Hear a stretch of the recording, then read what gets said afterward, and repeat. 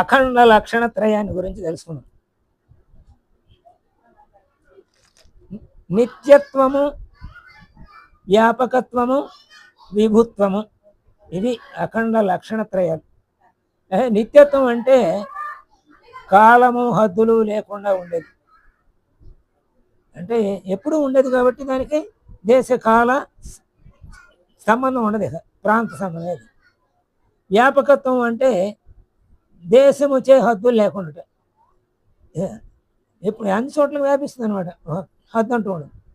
విభుత్వం అంటే వస్తువు చేతనైనను హద్దులు లేకుండా ఉన్నది, ఏ వస్తువు చేత కూడా హద్దులు లేకుండా ఉంది, ఇది విభుత్వం. ఈ దేశకాల వస్తు పరిచ్ఛేద రాహిత్యమే అఖండత్వం అనమాట. ఇది అఖండం అంటే ఖండింపబడనిది అది. అందుకనే అశోచ్య, అందులో భగవద్గీతలో శ్లోకం ఉంది కదా, ఈ ఆత్మ గాలి చేత ఎండింపబడదు, అలాగే నీటి చేత తడపబడదు, అలాగే ఇంకా ఏ మార్పు దానికి ఉండదు అని. తర్వాత కారణత్రయాన్ని గురించి కూడా తెలుసుకుందాం. 3 కారణాలు ఉన్నాయి, నిమిత్త కారణం, ఉపాదాన కారణం, సహకారి కారణం అని. నిమిత్త కారణం అంటే ఊహ అని చెప్పుకోవచ్చు, ఉపాదాన కారణం అంటే పదార్థం, సహకారి కారణం అంటే పనిముట్టు. అంటే ఒక వస్తువు తయారు చేయాలంటే ఈ పై 3 కారణాలు ఉండాల్సిందే. ఇప్పుడు కొండనే తయారు చేయాలనుకుందాం, అప్పుడు దానికి ఉపాదాన కారణం ఎవరయ్యా అంటే కుమ్మరి, మన్ను. ఉపాదాన కారణం మన్ను, నిమిత్త కారణం కుమ్మరి, సహకారి కారణం చక్రం. చక్రంతో పాటుగా సహకారి కారణం, ఆ చక్రాన్ని తిప్పడానికి ఒక కర్ర కూడా ఉంటుంది, అవి పనిముట్లు అన్నమాట. ఒక వస్తువు చేయడానికి ఏ పనిముట్లను ఉపయోగిస్తామో ఆ పనిముట్లని సహకారి కారణం అంటాం, సహాయం చేశాను అనమాట. కుమ్మరి నిమిత్తం మాత్రమే. కొండ చేయాలంటే మట్టి అది ఉపాదాన కారణం, మట్టి ముఖ్యమైనది అనమాట. నిమిత్తంగా అంటే కుమ్మరి నిమిత్తంగా ఆ కొండ తయారైంది, అందుకని కుమ్మరి నిమిత్తం. అలాగే మనమందరం నిమిత్త కారణం దానికి చెందుతాం, మనందరం నిమిత్త మాతృలమే అన్నమాట. ఏ పని మనతో చేయబడినా మనం నిమిత్త మాతృలమే అనుకుంటే మనకి అహంకారం రాదు.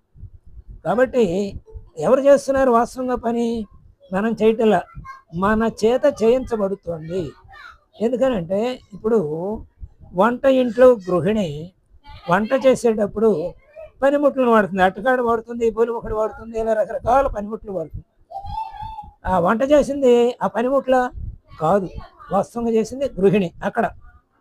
అలాగే ఇక్కడ పనులు మనం చేస్తున్నామా అంటే మనం కాదు చేస్తున్నది, మన చేత భగవంతుడు చేయిస్తున్నాడు పనులు. అందుకనే అక్కడ నిమిత్త కారణం, అందుకనే నిమిత్త మాత్రంలో అంటే మేము అంతకంటే ఏమీ లేదు. కాబట్టి భగవంతుడే ఈ పనులన్నిటికీ కారణం అని మనం చెప్పుకుంటాం. అలా ఆ భావన మనలో ఎప్పుడైతే ఉందో, మనం నిమిత్తంగా చేస్తున్నాం ఈ పనులు అని మన మనసులో ఉన్నప్పుడు మనకు అహంకారం రాదు.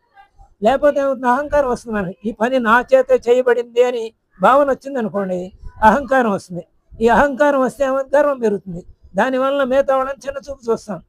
అప్పుడు చిన్నచూపు చూడటం వలన వాళ్ళని నీచంగా చూడటం, వాళ్ళని అనేక మాటలు మాట్లాడటం, దీనివల్ల పాపాన్ని మూటగట్టుకుంటాం. కాబట్టి మనిషి ఎప్పుడు కూడా నేను నిమిత్త మాత్రుడనే, నాలో ఉన్న చైతన్యమే ఈ పని అంతా చేయించబడింది నా చేత. ఒక అట్టకాడ చేత గృహిణి ఎలా పని చేయిస్తుందో అలాగే ఈ శరీరం చేత భగవంతుడు పనులు చేయిస్తున్నాడు అనే భావన మనలో ఉంటే మనకి గర్వము రాదు. మనం హాయిగా సత్కర్మలు చేస్తూ చక్కగా భగవదర్పణ బుద్ధితోటి ఈ పనులన్నీ చేయటం వలన మనకి సద్గతులు కలుగుతాయి. స్వస్తి.